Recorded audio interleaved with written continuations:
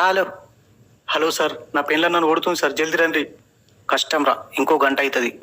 ఎందుకు sir? జీబుది light ఖరాబ్ అయిందిరా. పట్ట వైటి లైట్లు ఎందుకు సార్? ఆ లైట్లు కావురా, మీద ఉంటాయి చూడు, ఉయ్ ఉయ్ ఉయ్ అని సౌండ్ వస్తుంది చూడు, ఆ లైటు. Please sir. అయినా ఎందుకు కొడుతుందిరా? ఇక లాకెట్లు అలుకుతేయలేవా? వేసింది సార్. ఇంట్లో బూజు దులపలేవా? దులిపిన సార్. గోర్ల కత్తెర పోగొట్టినావా? లేదు సార్. మరి ఏం చేసినావురా?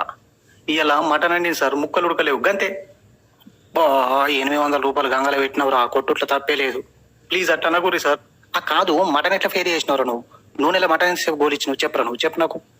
ఒక 15 నిమిషాలు గోలిచ్చింది సార్, తర్వాత ఉప్పు కారం వేసి గంట సేపు ఉడికిచ్చిన, అయినా ఉడకలే. నన్నేం చేయమంటారు? తప్పు చేసినవరా.